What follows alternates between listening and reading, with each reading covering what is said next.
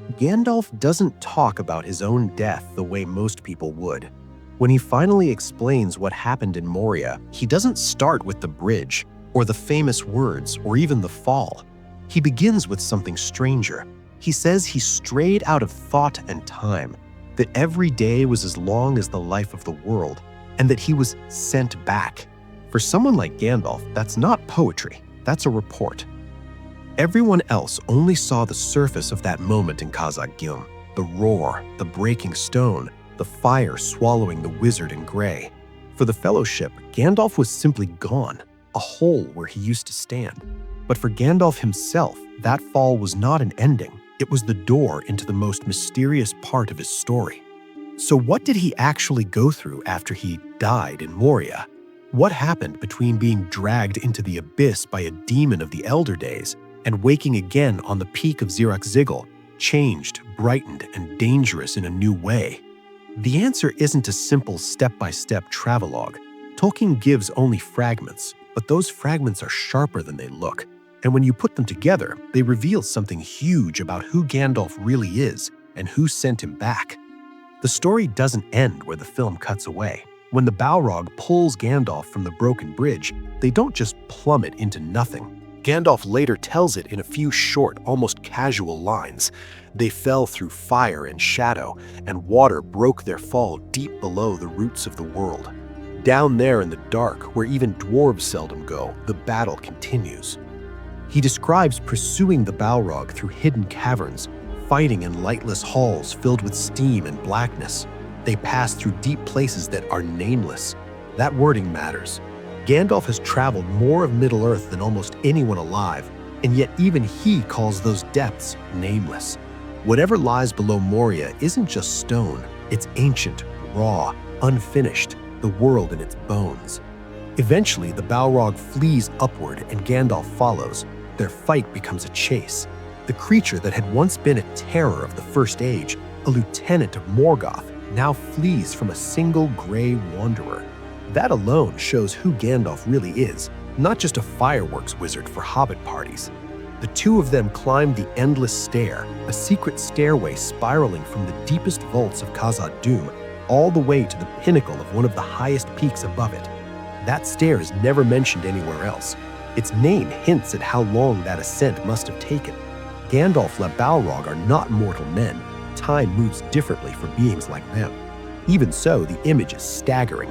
A ruined Maya of fire and shadow climbing step after step toward cold daylight, pursued by another Maya wrapped in a mortal shape, both of them burning themselves out. They come at last to the peak of Zirakzigil. There, above the clouds and storm, they fight in the open air. Gandalf calls it the high ice and the cold spikes of rock. Lightning strikes, fire and frost clash. He says with typical understatement that they fought for 2 days and nights. On that mountaintop, far from the eyes of any army, one of the last living terrors of the Elder Days is finally broken. Gandalf throws down his enemy and smites its ruin on the mountainside. And then he too falls. He doesn't survive the victory. The body of Gandalf the Grey is spent. The Maya within that body has poured out everything that shape could contain.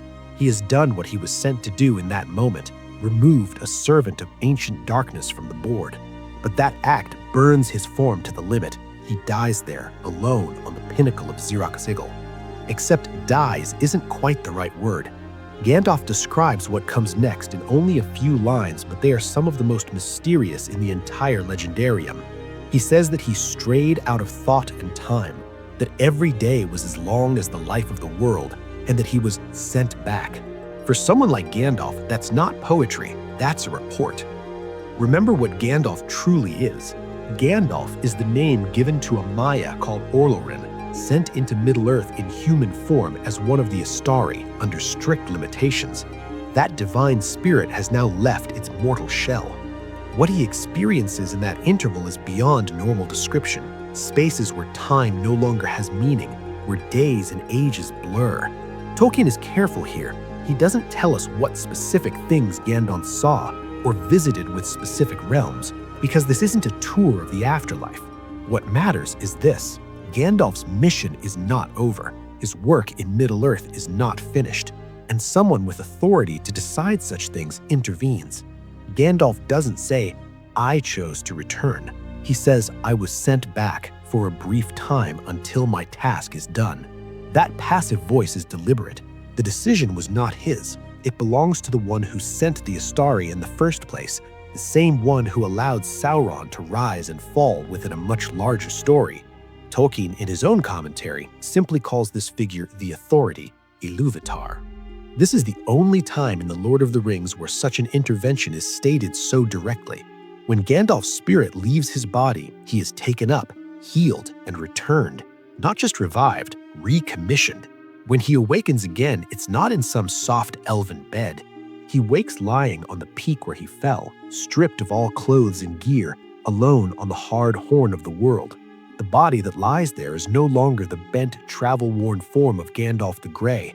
It is now something brighter, whiter, and more dangerous in a new way. The first living being to find him is Gwaihir the Windlord, the great eagle who has aided him before. He doesn't stumble on him by chance. He is sent. Powers above the eagles know where Gandalf lies, and they dispatch help. The Windlord lifts him from the pinnacle and bears him away from cold and stone. Gandalf is taken to Lothlorien. That detail often gets passed over, but it's important. He doesn't simply appear on the battlefield already robed in white. He spends a long time in Galadriel's realm, being healed, resting, and, in a sense, being reclothed. The gray pilgrim's staff and hat and worn cloak are gone. When he steps out again, he wears white and his staff is new. Tolkien notes that in Lorien, time passes strangely, days that feel long or short or folded in ways that don't quite add up. That is fitting. Gandalf is being refitted for the final phase of his work. His return is not simply physical, it is symbolic. The office that Saruman betrayed is now his. The mantle of White Wizard, in the truest sense, has passed. So what did actually change? What did Gandalf the White have that Gandalf the Grey did not? It's tempting to say more power, and there is some truth in that. Gandalf himself hints that he has become more dangerous than you imagine. He breaks Saruman's staff with a word. He faces down the Witch King at the gate of Minas Tirith without flinching. There is an authority in him now that was muted before. But Tolkien's point is deeper. The power was always there in the Maya called Olórin. The difference lies in how freely he is now allowed to use it. The Istari were originally bound by strict rules. They were sent as guides and counselors, not as conquerors. They were forbidden to dominate minds or rule by force. Saruman breaks those rules and falls. Gandalf remains faithful to them, even when it costs him. When Ilúvatar sends Gandalf back, it is, in a sense, a divine endorsement. He has been tested and found true. The limitations placed on him are not entirely removed. He still does not rule as a king, but the trust placed in him deepens. He is now undisputably the chief of the remaining Istari, the one who carries not just counsel, but judgment. Notice what he does not do after his return. He does not seize the ring. He does not crown himself. He does not overthrow Denethor to sit on the throne of Gondor. His work is still to strengthen others, Aragorn, Theoden, the hobbits, so that they can fulfill their own roles. Even at his most powerful, Gandalf remains what he was sent to be, a servant of a larger design. There's another subtle change too, Gandalf's relationship with death itself. When he speaks with Pippin in Minas Tirith about the end, he describes it with a serenity that's more than poetic. He talks about the gray rain curtain of this world rolling back and white shores beyond. He is not guessing. He has tasted something of that journey and come back with the memory. That doesn't make him fearless in a shallow way. He still fights, still grieves, still feels urgency. But for Gandalf the White, death is no longer an unknown frontier. It's a door he has already passed through once and will pass through again when his brief time is truly finished. After the ring is destroyed and Sauron falls, his work draws to a close. He no longer needs to wander the wild or rally scattered kingdoms. His authority is laid down as gently as it was taken up. He sails west with the ring bearers, his mission complete. So what did Gandalf really do after he died in Moria? He chased an ancient terror through depths that have no names and up a stair that almost no one ever knew existed. He fought a Balrog on the roof of the world until both of them were spent. He let his mortal form burn itself out in an act of victory that cost him everything that shape could contain. Then his spirit left time, and the one who sent him judged that his work was not yet done. He was healed, refitted, and returned. He woke naked on cold stone, was lifted by an eagle, sheltered in an elven wood, clothed in white, and sent back into a world that thought him gone. He came back not as a different person, but as the same faithful servant, now confirmed. He carried more open authority, but refused the temptation to rule. He knew death not as a theory, but as a road he had walked through once, and walked again when his brief time was truly finished. If this answered your question, leave a like so more fans can find it, and subscribe to Echoes of Middle-earth for more lore that the movies never fully explain.